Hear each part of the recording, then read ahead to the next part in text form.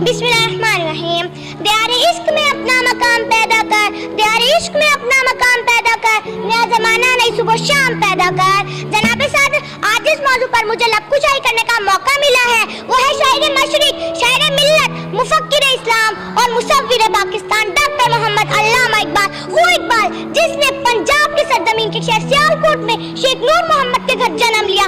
जब अल्लाह ताला किसी कौम पर एहसान करता है तो उसे तोहफे में इकबाल देता है।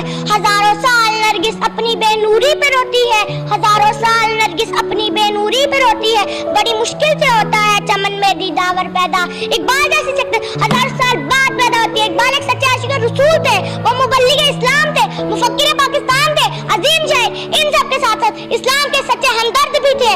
गवा दी हमने इस्लाफ से जो मीरास पाई थी, गवा दी हमने जो इस्लाफ से मीरास पाई थी। सुरैया से ज़मीन पर आसमान ने हमको दे मारा।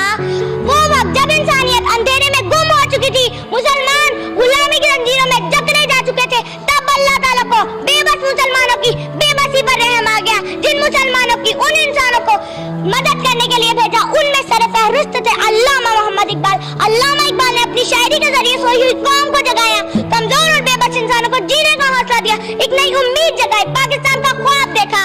उस कौम को शमशीर की हाजत नहीं रहती, उस कौम को शमशीर की हाजत नहीं रहती हो जिसके जवानों की खुदी सूरत फौलाद। उन्होंने अपनी शायरी के जरिए बूढ़ों, मर्दों, बच्चों, औरतों को निशाने मंजिल देने की कोशिश की। उन्होंने बच्चों को भी बहुत अच्छा पैगाम दिया। है लोग वही जहां में अच्छे, है लोग वही जहां में अच्छे जो आते हैं काम दूसरों के। अल्लामा इकबाल ने ये काम कायदे आज़म के सुपुर्द किया।